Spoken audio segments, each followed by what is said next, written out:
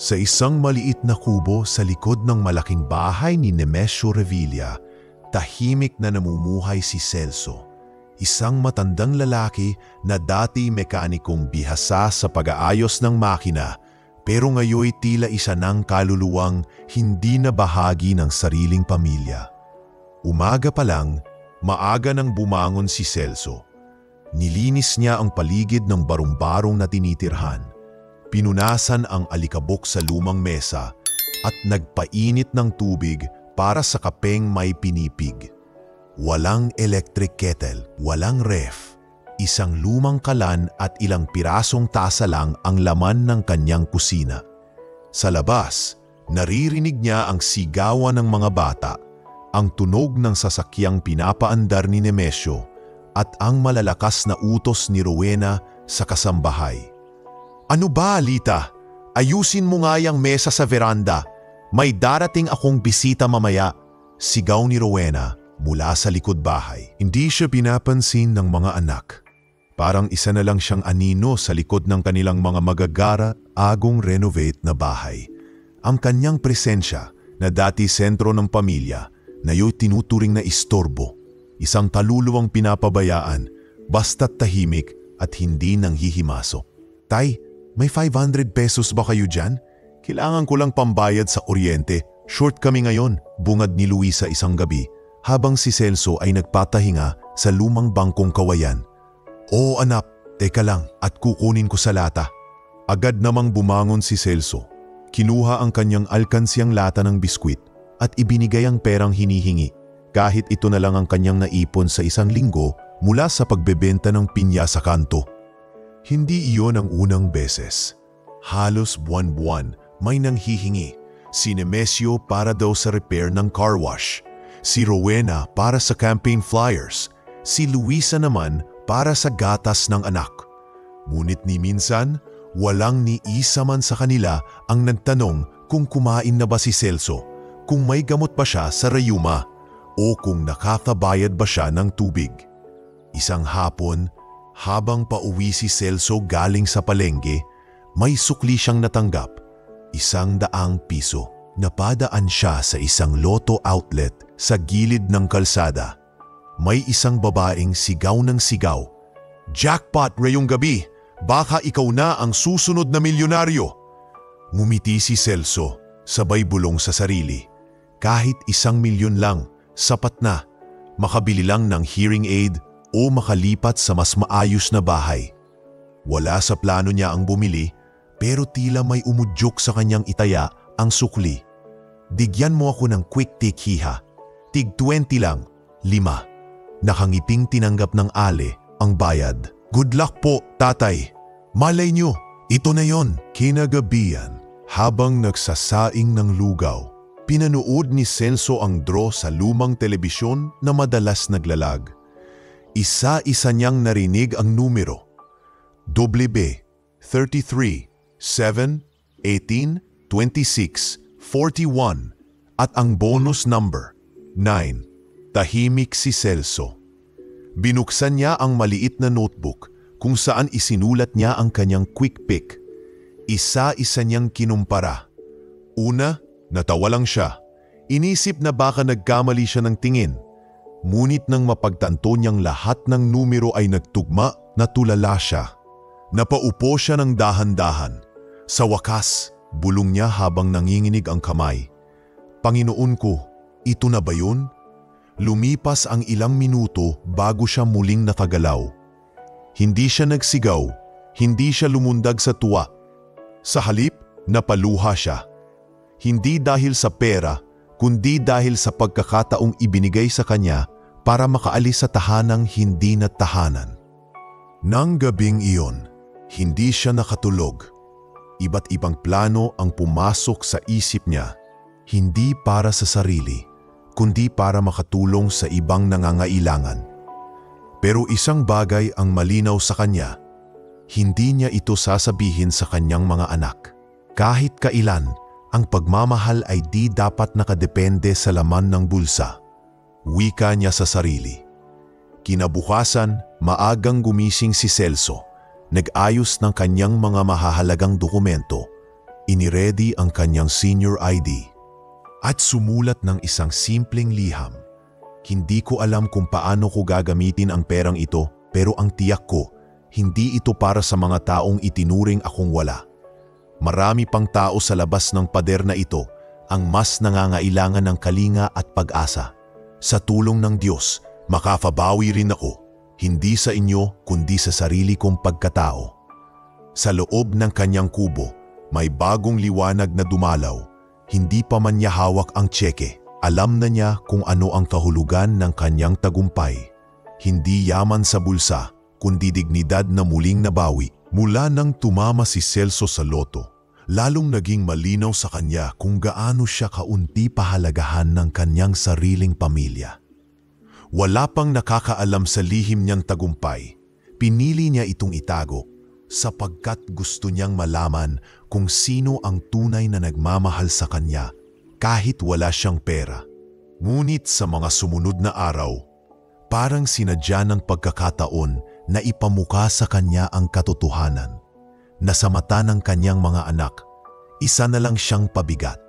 Isang gabi, habang sabay-sabay silang kumakain ng hapunan sa bahay ni Nemesio, tahimik lang si Celso sa kanyang sulok. Nasa dulo siya ng mesa, may hiwalay na plato at baso, luma at may lamat, na para bang ipinapaalala sa kanya na hindi siya kabilang sa pamilya. Habang sinasandok ni Rowena ang adobong manok, napansin nitong malapit nang maubos ang ulam. "Ano ba naman, tay?" singhal ni Rowena. "Wala ka nang ginawa kundi kumain. Hindi mo man lang iniisip kung may natitira pa para sa mga bata."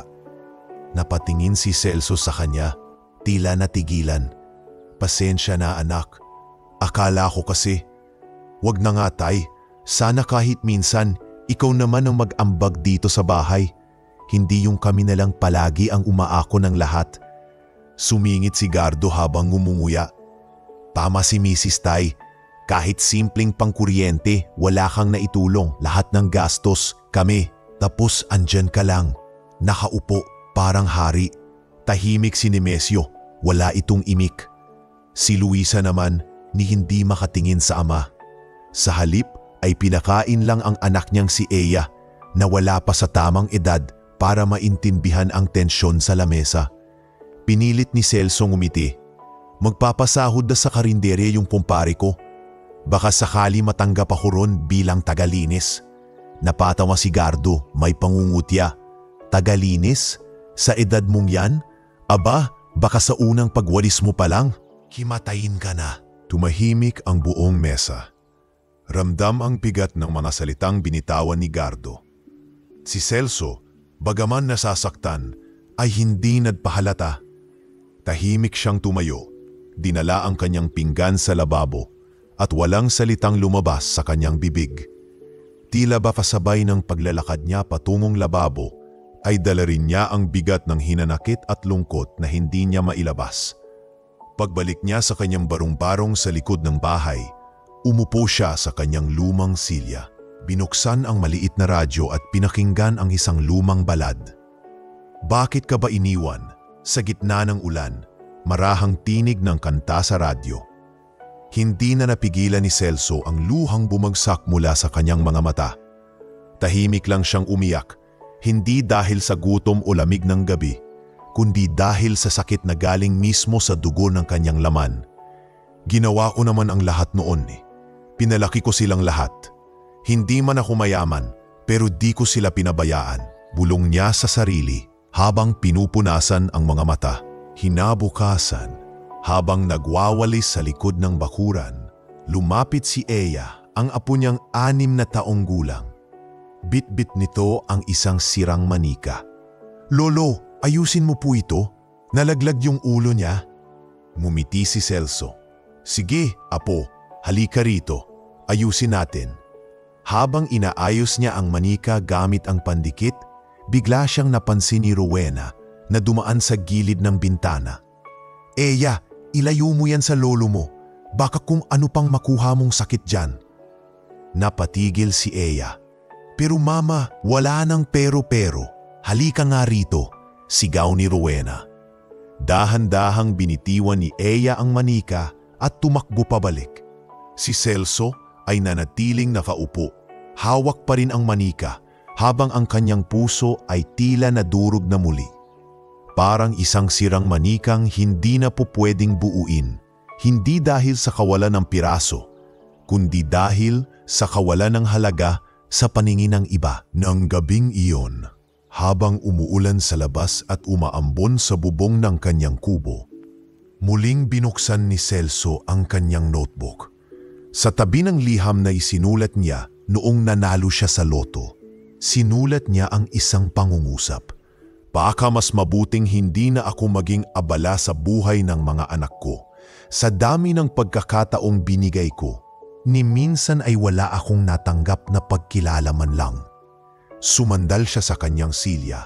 Nakatitig sa bubong, marahan niyang isinara ang notebook at isinilid ito sa ilalim ng kanyang unan. Muli siyang nag-isip. Baka oras na para gamitin ang perang iyon, hindi para mapalapit sa pamilya, kundi para makalayo na ng tuluyan. Sa dilim ng kanyang barong-barong, unti-unting naaaninag ang direksyong tatahakin niya. Hindi na siya uupo sa lamesang puno ng panghuhusga. Hindi na siya hihingi ng pasensya sa sariling bahay. At higit sa lahat, hindi na siya papayag na matawag na pabigat sa mundong minsang pinasan niya para sa mga anak niyang ngayoy lumimot. Maagang maaga pa lang ay nakabihis na si Celso. Suot ang pinakamaayos niyang polo na may kupas na kulay asul at pantalon na ilang taon nang hindi napapalitan. Bit-bit ang maliit na bag at ilang mahahalagang dokumento, tahimik siyang lumabas ng barong-barong habang natutulog pa ang buong bahay ni Nemesio. Mula sa terminal, sumakay siya ng jeep patungong bayan. Ang kanyang direksyon, ang Lotto Regional Office sa San Rafael City.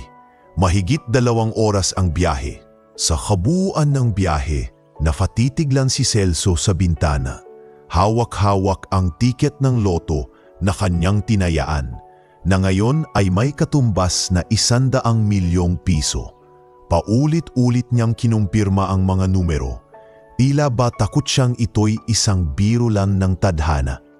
Pagdating sa opisina ng loto, napansin siya agad ng isang staff na babae, mga 35 anyos, naka-eyeglass, malumanay magsalita.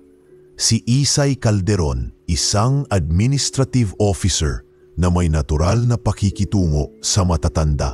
Magandang umaga po, Tay. Ano pong maitutulong namin sa inyo? Magiliw niyang bati. Tumango si Celso. Iha, ito po. Sabay abot ng kanyang tiket, bahagyang nanginginig pa ang kamay. Sa pagkakaintindi ko po, ako po ang nanalo niyan. Agad na pinignan ni Isay ang tiket. Chinek sa kanilang database at biglang napatigil. Napatingin siya kay Celso, saka muling tumingin sa screen. Ilang segundong katahimikan. Tay, kayo po ang tumama sa jackpot. Kayo po talaga. Congratulations po. Maluwag ang ngiti ni Isay, ngunit may halong pagtataka sa kababaang loob ng kausap. Hindi sumigaw si Celso, hindi rin lumundag sa tuwa. Sa halip, marahang tumango lamang. Salamat sa Diyos at salamat din sa inyo, Iha. Isinama ni Isay si Celso sa loob ng opisina at pinaupo sa isang pribadong kwarto. Doon niya mas detalyadong ipinaliwanag ang proseso, pati na rin ang mga panganib na maaaring kaharapin ng isang bagong milyonaryo. Kay Celso, payo lang po bilang tao, hindi lang bilang empleyado. Huwag niyo pong ipagsabi kahit kanino. Maraming tao ang magiging mabait kapag may pera ang isang tao, pero hindi lahat totoo. Mariing sabi ni Isay habang ibinibigay ang mga papeles na kailangang pirmahan. Tumango si Celso. Alam ko, Iha, sa totoo lang, kahit mga anak ko, hindi ko muna sasabihin. Natahimik si Isay. Kung ganun po, mas mainam. Gusto niyo po bang magpatulong sa abogado para mailipat sa ibang pangalan ng account? Oo, Iha. Ayokong sa pangalan ko mismo. Baka mamaya, pati mga taong wala sa buhay ko, biglang sumulpot. Doon ipinangalan ni Celso ang account at ang ownership ng pera sa isang alias, Amado Reyes, hango sa pangalan ng kanyang yumaong ama. Sa tulong ni Isay at ng isang lisensyadong abogado ng opisina, naisagawa ito ng legal at ligtas. Makaraan ang isang linggo, si Celso ay hindi na nagbalik sa likod bahay ng kanyang anak. Imbes ay nagtuloy siya sa bayan ng San Isidro. Halos 3 oras mula sa dating tinitirhan kung saan halos wala siyang kakilala. Doon siya bumili ng maliit na lote at nagpatayo ng isang simpleng apartment. 5 pinto, single story, may tig-isang kwarto, kusina at palikuran. Hindi ito mamahalin, ngunit maayos, ligtas at maaliwalas. Sa unang gabi ng kanyang paglipat, muling binuksan ni Celso ang kanyang lumang notebook. Ngunit sa halip na ipagpatuloy ang mga luma niyang tala, bumili siya ng bago, isang itim na kwaderno, makapan at may pahina para sa bawat ideya. Sa unang pahina, malaki ang sulat niya. Ito ang yaman na dapat may kabuluhan. Sinimulan niyang isulat ang kanyang mga plano. Magtayo ng mini library para sa mga batang gustong mag-aral ngunit walang akses sa aklat. Mag-sponsor ng 5 scholars kada taon mula elementarya hanggang kolehiyo. Magbigay ng livelihood training para sa mga ina at tatay na walang trabaho. Basic cooking, basic repair at urban gardening. Magpatayo ng isang bakanting lote na palaruan para sa mga bata. Maglaan ng pondo para sa mga emergency needs ng komunidad gaya ng gamot o biglaang sakuna. Hindi si Celso ang tipong businessman. Wala siyang background sa proyekto o NGO. Pero ang puso niya busog sa malasakit. At alam niya kahit hindi siya sanay sa mga papel o sistema, kayang-kaya niyang maghasik ng kabutihan gamit ang yaman na ipinagpaloob sa kanya. Kinabukasan, naglibot siya sa bayan. Nakilala niya ang kapitan ng barangay, si Cap Mar Nunez, at ipinakilala ang sarili bilang simpleng retirado na nais lang tumulong. Cap, kung papayag kayo, gusto ko sanang magtayo ng munting aklatan sa likod ng simbahan nyo. Ako na ang bahala sa lahat. Basta po sana, walang politika para lang talaga sa mga bata. Napangiti si Cap Mar. Abay bihira ang ganyan ngayon, Tatay Celso. Wala kayong hinihinging kapalit, pero kung may sobra kayong lamesa at upuan, malaking tulong na yon. At doon nagsimula ang bagong kabanata ng kanyang buhay. Isang kabanata na tahimik, simple, pero makahulugan. Habang sa kabilang dako, wala ni isang mensahe mula sa kanyang mga anak. Wala ring paghahanap o pag-aalala. Ngunit hindi na iyon mahalaga kay Celso. Dahil sa wakas, natagpuan na rin niya ang tunay na tahanan. Hindi sa laking bahay o dami ng anak, kundi sa lugar kung saan ang puso niya'y muling pinapakinggan. Mainit ang araw noon sa Barangay Malipayon at abala ang mga tao sa paghahanda para sa lingguhang pulong sa Barangay Hall. Sa isang gilid ng looban, tila ordinaryong araw lamang para sa mga kapitbahay. Ngunit sa loob ng bahay ni Nemesio Revilla, isang hindi pangkaraniwang pagtatalo ang nagaganap. Tay, ilang beses na naming sinasabi, kung hindi ka makakatulong, baka mas mabuti nang lumipat ka na lang. Mariing sabi ni Rowena habang nakahalukip-kit at nakatayo sa tapat ng pintuan ng bahay. Hindi naman kita hinihingian ng mansyon. Pero kahit konti lang, tay, pangkuryente, pangtubig, may negosyo ako na kailangan ng puhunan. Tapos ikaw, upo-upo lang dyan. Dagdag pa ni Nemesio habang nakangisi si Gardo sa isang sulo, sinisip-sip ang kape. Tahimik lang si Celso. Nakaupo sa lumang bangko sa gilid ng kanilang garahe, suot ang kupas na damit, tangan ang kanyang lumang bag. Wala akong pera, anak. Alam nyo yan. Pero kaya ako naman lumipat kung yan ang gusto ninyo.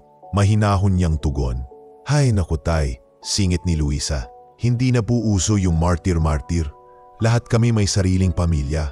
Hindi pwedeng kayo na lang lagi ang pasanin. Nagkatinginan ang tatlong magkakapatid at tila may sabwatan sa kanilang mga mata. Magtungo tayo sa barangay para malinaw. Hindi kami masama pero kailangan ng linaw sa sitwasyon mo dito, Tay. Wika ni Nemesio. Ilang saglit lang, naroon na sila sa barangay hall. Si Kapitana Pilar, isang matandang babae na kilala sa pagiging matapang pero makatarungan, ay nakaupo sa gitna ng silid. Nandoon rin ang ilang barangay tanod at mga kapitbahay na napasilip sa nagaganap. Ano to, Nemesio? Tanong ni Kapitana habang nililista ang pangalan ni Celso sa logbook. Kap, gusto lang po naming linawin na si tatay ay pansamantala lang naming pinatira sa likod ng bahay. Pero ngayon, dahil wala po siyang kontribusyon at madalas pong kami pa ang nabibigatan sa gastos, minabuti na naming siya ay paalisin. Paliwanag ni Nemesio na parang politiko sa isang campaign rally. Pinaalis niyo ang ama niyo? Seryosong tanong ni Kapitana. Hindi naman po agad-agad. Bibigyan namin siya ng 3 araw para makahanap siya ng matitirhan. Hindi naman po kami hayop, sabat ni Rowena. Si Celso tahimik lamang sa kanyang pagkakaupo. Walang kaimik-imik. Nakayuko ang ulo at mahigpit na hawak ang kanyang lumang bag. Tay Celso, totoo po bang gusto na nilang paalisin kayo? Tanong ni Kapitana sa mahinahong tinig. Mabagal na tumango si Celso. Oo, Kapitana. At kung yan po ang gusto nila, ayos lang. Hindi ko po sila pipilitin. May bulungan sa gilid ng hall. Ilang matatandang babae ang nagkakatinginan at may isa pa ngang halos mapaluha. Abay, kayo pa yung napahiya? Wala man lang galang ang mga yan? Bulong ng isang ginang sa likod. Dati, itong si Celso ang gumagapang sa 3 yan para makapag-aral. Ngayon parang basura na lang. Bulong naman ng isa pa. Ngunit walang nagsalita ng malakas. Walang tumayo para magsalita sa ngalan ni Celso. Lahat ay nagtimpi. Lahat ay tumahimik. Pagkatapos ng usapan, tahimik na bumalik si Celso sa barong-barong. Isa-isa niyang niligpit ang kanyang ilang damit, ang notebook niyang may mga plano para sa mga batang scholars, at ilang alaala sa lumang kahon. Mga lumang larawan, sulat ng yumaong asawa, at litrato ng 3 anak noong sila'y musmus pa. Hindi ko kayo sinukuan noon, bulong niya sa sarili habang pinupunasan ang lumang larawan ng pamilya. Pero ngayon, tanggap ko na, hindi lahat ng minahal ay marunong magbalik ng pagmamahal. Nang gabing iyon, wala siyang paalam. Hindi siya kumatok sa pintuan ni Rowena o ni Nemesio. Hindi siya nagpaalam kay Luisa. Tumayo lamang siya, suot ang asul niyang polo at may bitbit na bag sa balikat. Tahimik siyang lumabas ng compound, dumaan sa eskinita at tinungo ang sakayan ng tricycle sa kanto. Hindi siya nilingon ng sinuman. Wala ring humabol. Wala ni isang anak ang lumapit. Isang tricycle driver ang lumapit. Saan po, Tay? Terminal ng bus, Pasan Isidro.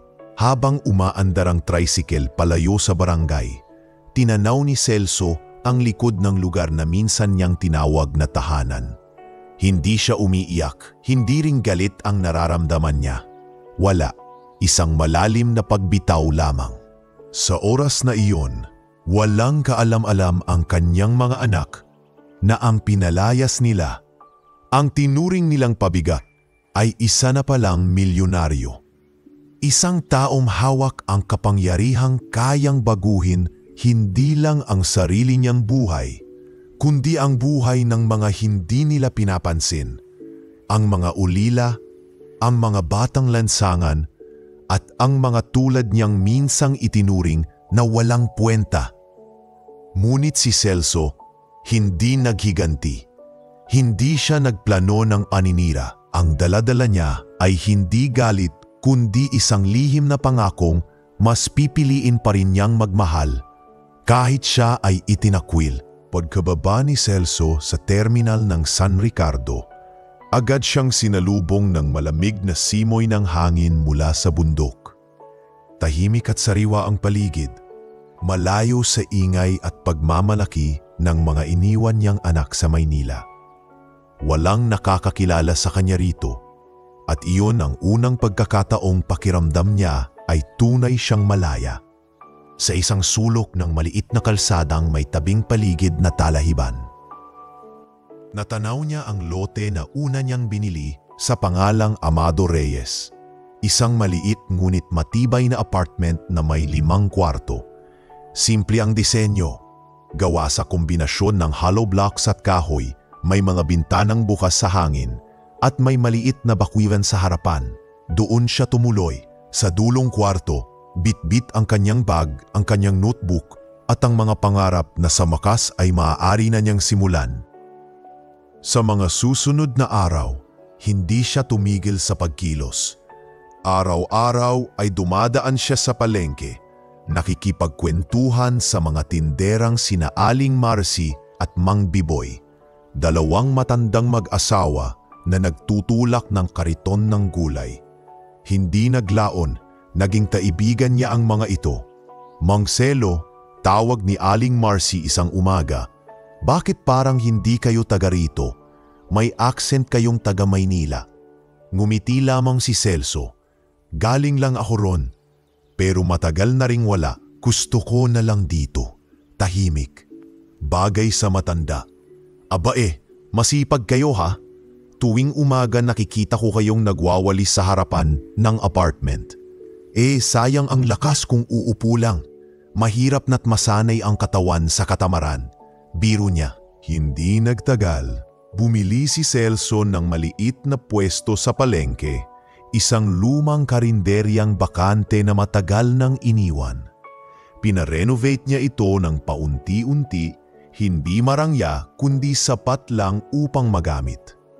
Ibinili niya ng gamit, lumang kalan, mga kaldero, mesa at upuan. Kumuha siya ng isang katulong sa pagluluto, si Dodong, isang binatang dating palaboy na binigyan niya ng pagkakataong magbagong buhay. "Dodong, marunong ka bang magluto ng lugaw?" tanong niya habang binubuksan ang first aid kit para sa natamong hiwa ng binata sa daliri. "Opo, Mang Selo, pero hindi kasing sarap ng sa nanay ko," sagot ni Dodong habang natatawa. Di turuan mo ako ng version ni nanay mo. Basta masustansya, ipagluluto natin yan sa mga batang lansangan. At nagsimula ang karinderyang bukas palad. Ang pangalan na isinulat niya sa lumang piraso ng kahoy sa harap ng tindahan. Hindi niya ito pinangalanan sa sarili niya. Ayaw niyang mapansin. Ang gusto niya lang, makapagpakain. Buwan-buwan, gumigising siya ng 4:00 ng umaga upang magluto ng lugaw na may itlog at saging. Pagsapit ng 6:00, isa-isang nagsusulputan ang mga batang palaboy. May mga nakayapak, may mga amay usok, at may mga halatang hindi pa nakakatikim ng agahan sa loob ng linggo. "Lolo Selo, may lugaw na po ba?" sigaw ni Nico, 8 taong gulang na may dalang plastik na tasa. "Oo naman, heto, mainit-init pa. Gusto mo ng saging?" tanong ni Celso habang inilalagay sa tray ang pagkain. "Opo, pero may bayad ba to?" "Wala, pero may kapalit." "Ano po yun?" "Pangako mong mag-aaral ka pagdating ng panahon." Hindi niya kailangan ng pasasalamat. Ang bawat ngiti ng mga batang ito sapat na. Araw-araw, pinaliligiran siya ng tawanan, hagikhikan at minsan ay mga kwentong puno ng lungkot, tulad ng batang si Jella na iniwan ng ina sa terminal o si Bong na nagtutulak ng kariton ng basura. Wala ni isa man sa anila ang nakakaalam na ang matandang nagsasandok ng lugaw ay may daan-daang libo sa bangko at milyon-milyong nasa investments. Sa halip, kilala lamang siya bilang si Mang Selo, isang dating mekanikong nagretiro at nagtayo ng karinderya para sa mahihirap.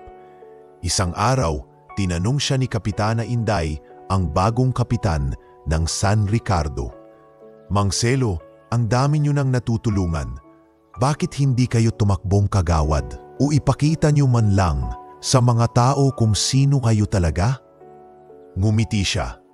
Kap, sa dami ng gumagawa ng mabuti para makilala, baka panahon naman ng mga gumagawa ng mabuti para makalimutan. Ang lalim niyo talagang magsalita. Hindi ko gustong maging bida. Mas gusto ko lang bago ako mawala, may matanda silang matatandaan. Hindi dahil sikat ako, kundi dahil napatikim ko sa kanila ng mainit na lugaw sa panahon ng ginawi nilang buhay. At sa mga sumunod pang buwan, lalong lumalim ang ugat ni Mang Selo sa komunidad. Isa na siyang alamat para sa mga batang nagugutom, sa mga inang nangangailangan ng abuloy, at sa mga binatang nawalan ng direksyon. Hindi siya nagpakilalang mayaman. Hindi rin siya naghahanap ng pagkilala. Dahil ang layunin niya ay hindi upang umani ng respeto, kundi upang itanim ang pag-asa sa simpleng paraang alam niya. 1-2 kutsara ng lugaw, 1 tasa ng malasakit, 1 kwento ng pagkataong sa wakas ay muling nabuo. Hindi sa loob ng isang bahay ng anak, kundi sa puso ng mga taong dati hindi niya kaano-ano. Rowena, halika dito. Tingnan mo to. Tawag ni Lita, ang dating kaklase ni Rowena sa kolehiyo, habang nakatutok sa cellphone at nanlaki ang mata. Hindi ba't ito si Tatay Celso niyo? Naupo si Rowena sa tabi ni Lita at tiningnan ang screen. Isang Facebook post mula sa isang guro sa San Ricardo Elementary School ang laman ng screen. May nakalagay na caption, "Salamat po kay Mang Selo sa pagbibigay ng scholarship sa 6 naming estudyante. Isa siyang inspirasyon sa aming komunidad." At sa gitna ng litrato, kitang-kita si Celso. Suot ang puting polo at simpleng slacks. May hawak na sobre habang nakangiti sa tabi ng mga batang nakatanggap ng scholarship. Si tatay to, bulong ni Rowena. Biglang nanlamig ang batok. Kinabukasan, hindi mapakali si Rowena. Habang nakaupo sa sala, sunod-sunod ang pag-scroll niya sa social media. Naghahanap ng iba pang impormasyon tungkol sa San Ricardo at kay Mang Selo. "Gardo!" sigaw niya. Lumabas si Gardo mula sa kusina. May hawak pang kutsara. "Oh, anong problema?" "Eto, tingnan mo." Inabot niya ang cellphone. "Di ba sinabi ni tatay na wala siyang pera? Na wala siyang maitutulong? Ano tong nakita ko ngayon sa Facebook? May pa-scholarship siya. May libreng lugaw pa raw sa mga bata." Napakunot ang noo ni Gardo. Peke lang siguro yan. Hindi, ilang post na to. Iba-ibang tao ang nagpo-post. May karinderya siya, may apartment, may mga staff siya. Tumahimik si Gardo. Kung totoo yan, ibig sabihin may pera talaga si tatay at nilihim niya sa atin. Tayo na nga ang nagpapakain sa kanya noon. Tayo pa ang tinanggihan noong humihingi tayo ng tulong. Galit na dagdag ni Rowena. Tapos ngayon, siya pala yung gumagastos sa ibang tao, samantalang tayo, mga anak niya, pinapabayaan? Hindi nagtagal ay pinatawag ni Rowena si Nemesio at Luisa sa kanilang bahay. "Hindi ba't sinabi niyo rin noon na baka may tinatago si tatay?" Panimula ni Rowena habang nakaupo sa head ng hapagkainan.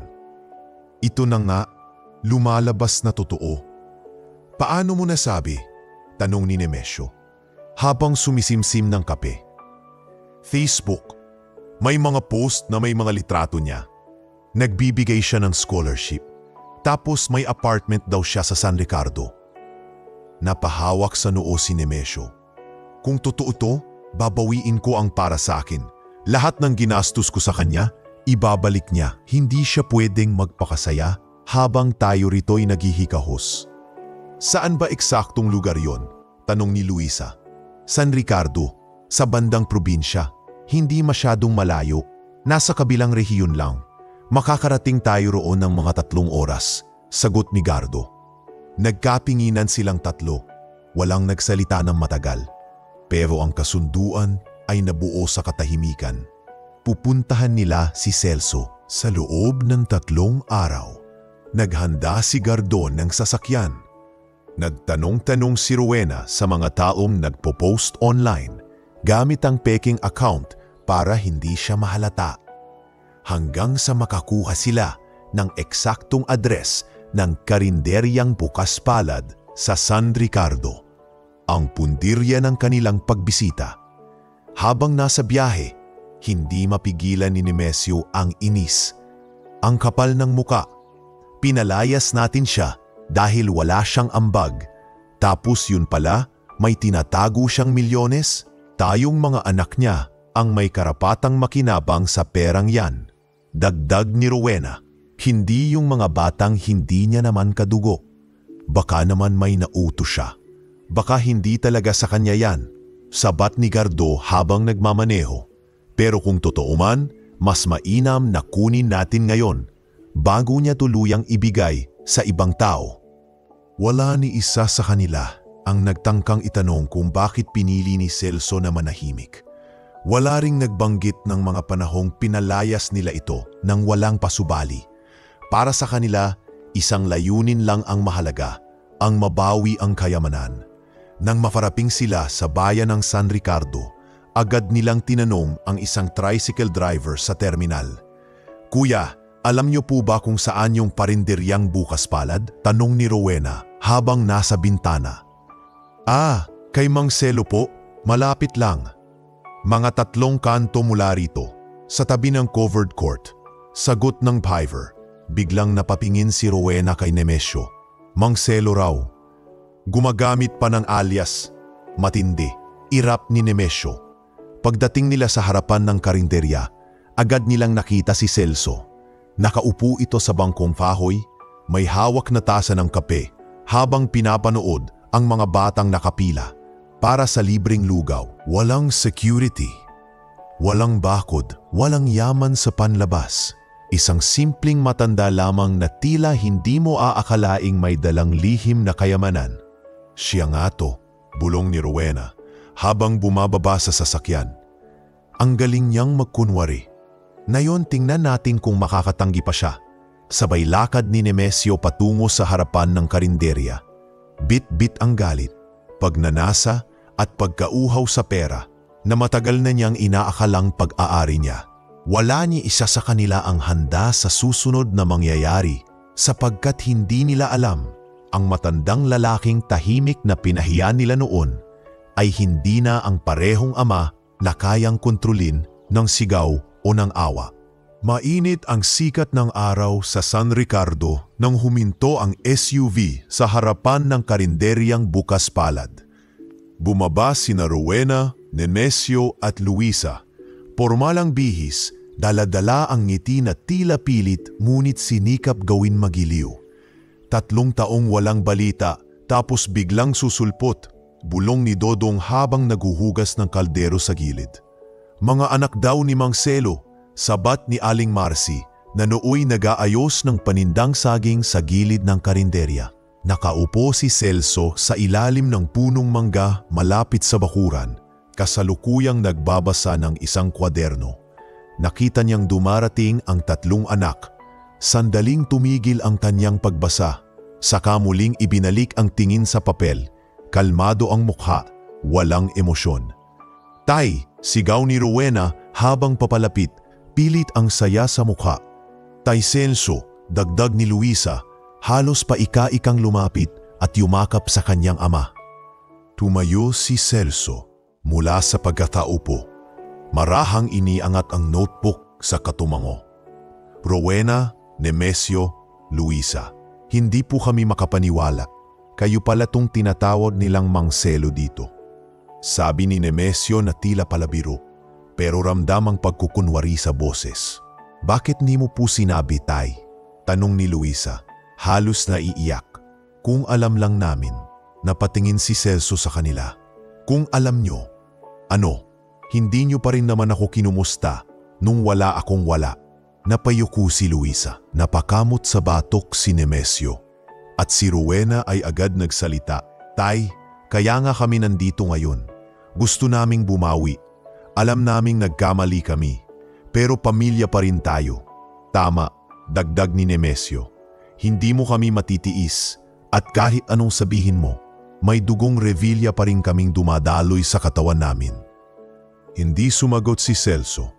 Sa halip, lumingon siya sa likuran at tumango kay Dodong.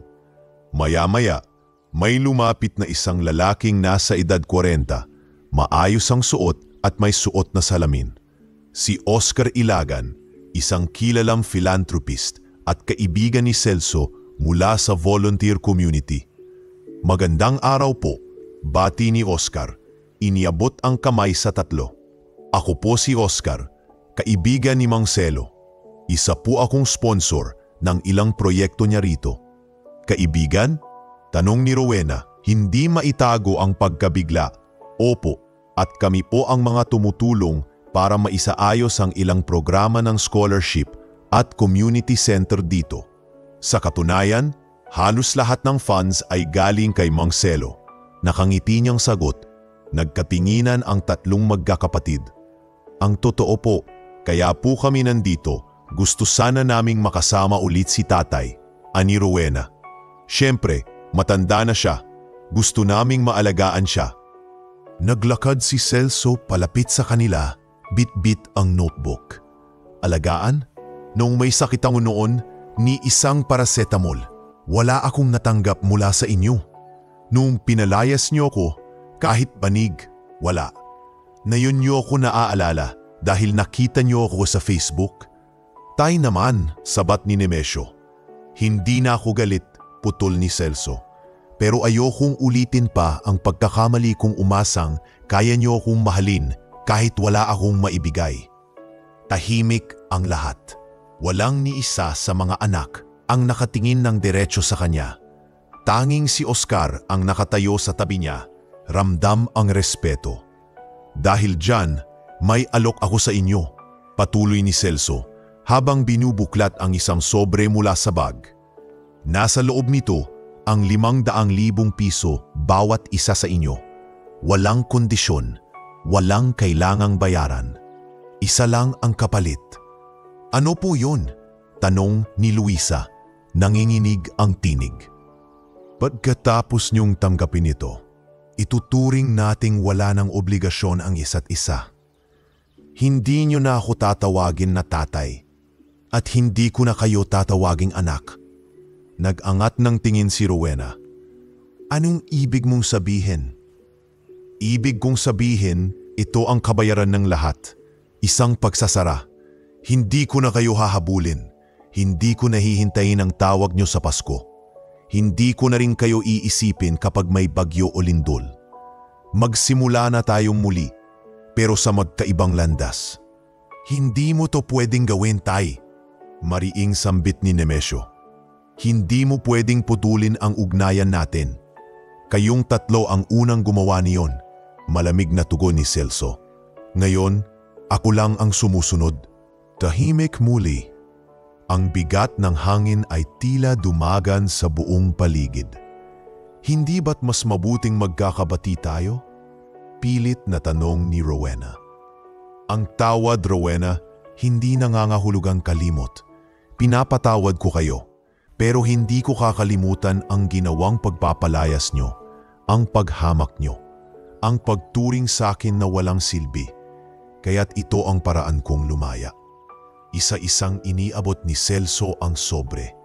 Tinanggap ito ng tatlo, halatang nag-aalangan, pero hindi rin magawang tanggihan. Pera pa rin ang nanaig sa kanilang loob. Pagkaabot, tumalikod si Celso. Oscar, pasabi kay Kapitana Inday na tuloy ang feeding program sa Sabado. At dagdagan natin ang pondo ng scholarship. May mga bago tayong aplikante. Tuloy po, Mang Celo, sagot ni Oscar na may bahid ng ngiti.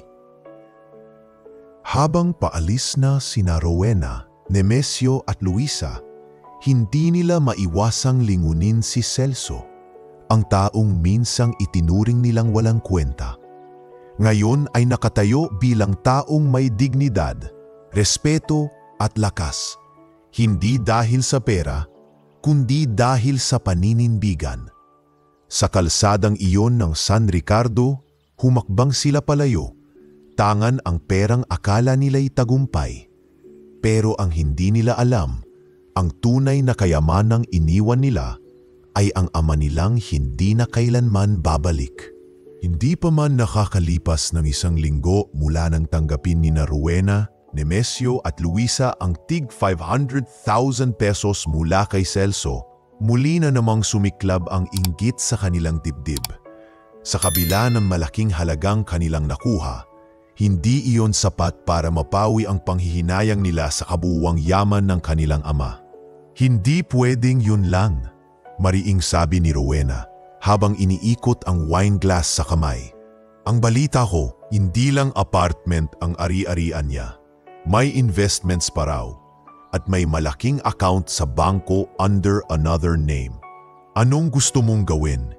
Kinutongan na nga tayo ng 500 pesos eh. Akala niya nabayaran na niya tayo nun.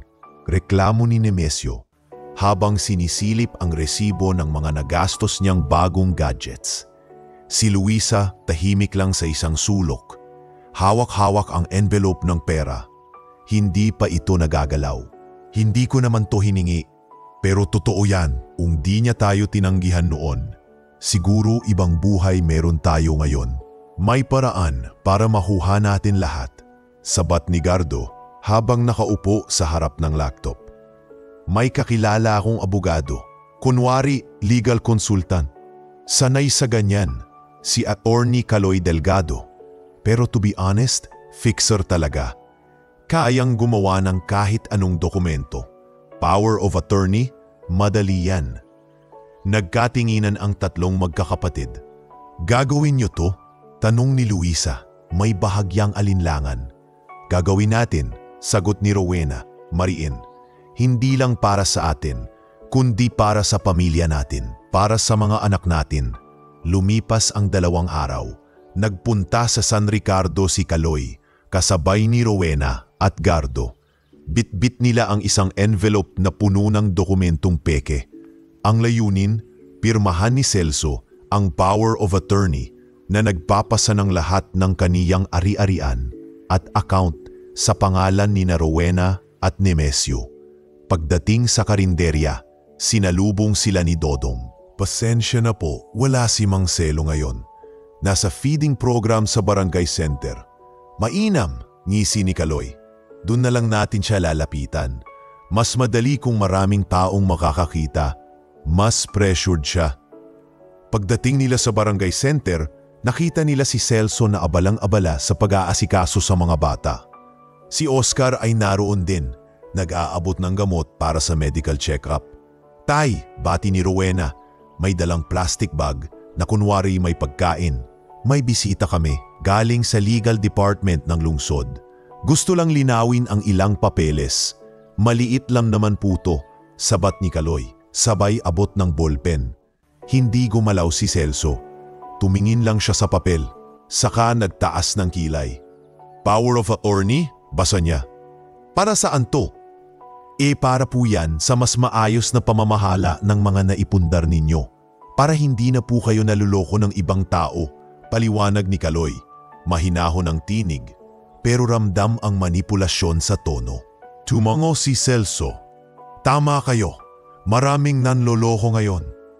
Buti na lang may CCTV sa barangay center. At narito rin sina Kapitana Inday at Oscar. Napatingin si Kaloy sa paligid. Sa sulok ng kisame, natanaw niya ang umiikot na kamera. Si Oscar naman ay may hawak palang voice recorder sa bulsa. Yan ang problema sa mga taong nagtatangkang mangagaw ng hindi kanila. Dagdag ni Oscar habang lumapit sa kanila. Ipinasa na ni Mang Celo ang orihinal na dokumento sa abogadong lehitimo. At sa mismong araw na ito, nakahanda na ang reklamo laban sa sinumang magtatangkang manloko. Sandali lang. Wala kaming masamang intensyon. Putol ni Kaloy, pawis na pawis. Legal tong ginagawa namin. May karapatan ang pamilya. Biglang dumating sina Kapitana Inday at 2 tanod. Kami na ang bahala sa inyo. Attorney Kaloy, mariing pahayag ng Kapitana. Marami ka na raw nalokong matatanda sa ibang barangay. Dito, hindi ka makakalusot. Inuli si Kaloy sa mismong harap ng mga taong naroon. Si Rowena at Gardo, hindi na nakapalag. Pinauwi silang may kasamang babala na kung lalapit pa sila muli kay Celso, may karampatang reklamo silang kakaharapin. Kinabukasan, sumabog ang balita sa lokal na TV at social media. Matandang tagapagtayo ng karinderya, pinagtangka ang lukuhin ng sariling anak at pekeng abogado. Lumaganap ang video ng eksena sa barangay hall kung saan mariing tinanggihan ni Celso ang dokumento at tinawag na mga mapagsamantala ang sino mang gumagamit ng relasyon para sa pansariling interes. Na-feature ang kwento niya sa segment na Bayanihan Stories at tinagurian siyang tatay ng San Ricardo. Hindi ko sila isinumpa, pero hindi ko rin papayagan na abusuhin ako. Pahayag ni Celso sa panayam, mas pipiliin kong tumulong sa batang walang pamilya kaysa mga anak kong itinuring akong dayuhan. Nag-viral ang video, umabot sa milyong views. Binahan ng papuri ang kanyang karinderya. Maraming netizen ang nagpaabot ng tulong, donasyon at maging mga artista ay nagpahayag ng paghanga. Idol ka, Tatay Celo. Hindi lahat ng ama may puso, pero ikaw, sobra pa. Pagpalain ka po, tatay. Sana dumami pa ang katulad nyo. Sa gitna ng ingay ng social media, nanatiling tahimik si Celso. Nasa likod pa rin siya ng karinderya, nagsasandok ng lugaw, nag-aabot ng scholarship letters, at nakikipagbiruan sa mga bata. Dahil para sa kanya, ang tunay na yaman ay hindi nabibili, kundi nararamdaman. Hindi sa kung gaano karaming bahay ang naipundar, kundi sa dami ng buhay na natulungan. At habang lalo siyang minamahal ng komunidad, lalong nauunawaan ng bayan kung bakit siya pinili ng tadhana. Hindi lang para yumaman, kundi para magbukas ng pinto para sa iba. Maaliwalas ang umagang yon sa barangay hall ng San Ricardo. Ngunit sa kabila ng magandang panahon, may tensyon sa hangin. Ang mga upuan ay isa-isang napupuno. Mga residente ng komunidad, mga magulang ng scholars, volunteer staff at mga opisyal ng barangay. Sa gitna ng silid, nakaupo si Celso o si Mang Celo sa tabi ni Kapitana Inday at ng kanyang abogadong si Attorney Regina Villaruel. May hawak siyang brown envelope at isang makapal na dokumento. Sa harap ng lahat, wala siyang ngiti sa labi, kalmado lamang ang kanyang titig.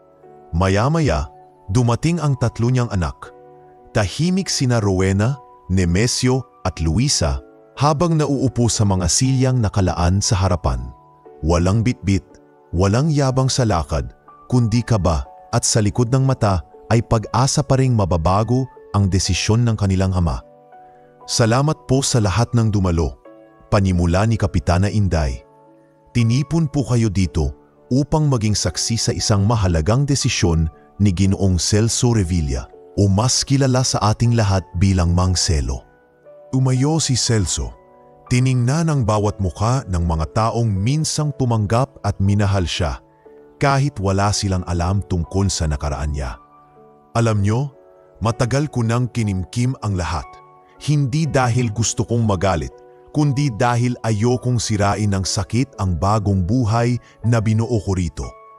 Lumakad siya palapit sa lamesang nasa gitna ng bulwagan. Dahan-dahang binuksan ang envelope at inilabas ang ilang larawan. Ipinakita niya ito sa lahat, mga lumang litrato. Siya habang naglilinis ng bakuran sa likod ng bahay ni Nemesio, habang binibigyan ng pera si Luisa, habang pinapagalitan ni Rowena habang kumakain. Ito ako noon, hindi milyonaryo, hindi kilala. Isa lang akong matandang ama na umaasa sa malasakit ng sarili kong mga anak.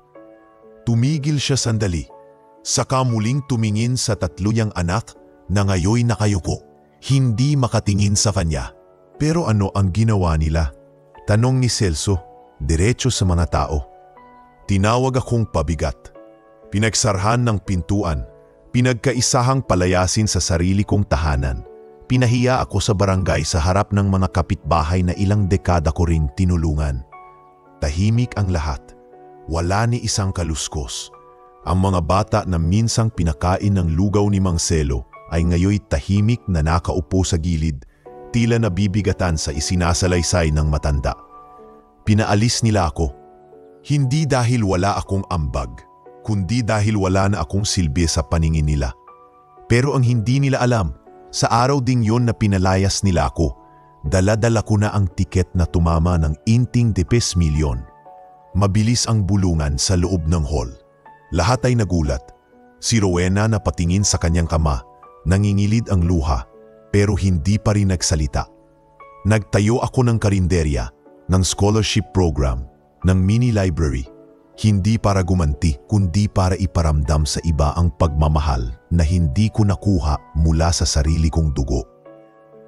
Lumapit si Celso kay Kapitana at kinuha ang dokumento. Binasa niya ito sa harap ng lahat. Ito ang pinal na legal na dokumento.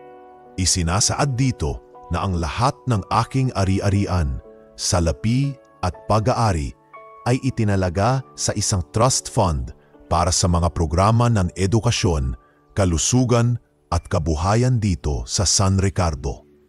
Nag-apirang ilang bata sa gilid. Ang mga matatanda ay tumango sa pagpayag. Ngunit hindi pa tapos si Celso. Ang dokumento ring ito, patuloy niya, ay nagsasaad na ang 3 kong anak, sina Rowena Revilla Santos, Nemesio Revilla at Luisa Revilla, ay wala ng legal na karapatan sa anumang bahagi ng aking kayamanan. Napasinghap ang ilan. Si Luisa ay napaiyak, hawak ang kanyang mukha. Si Nemesio napatingin sa kapitana na tila hihingi ng tulong, ngunit agad na umiwas ng tingin. Hindi ito paghihiganti, patuloy ni Celso.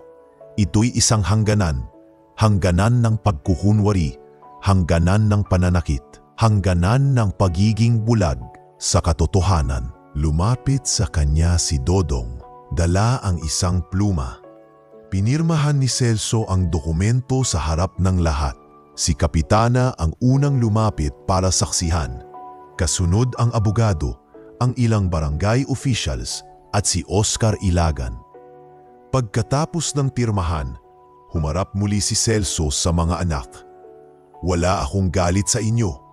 Pero wala na rin akong inaasahan. Tapos na tayo.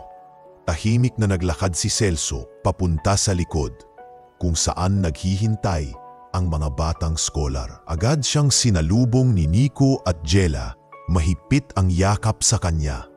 Lolo Celo, kayo na po talaga ang tatay namin dito, sabi ni Jella, humihikbi. Hindi na po kayo mag-isa, dagdag ni Nico. Nakangiti si Celso.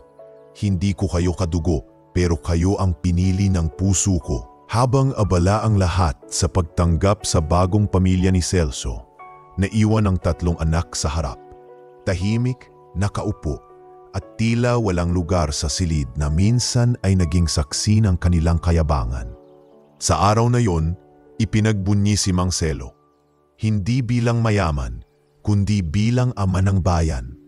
Ang dating pinalayas, ngayoy tinanggap ng mas malaking tahanan, at ang dating itinuring na wala ay ngayon minahal ng lahat.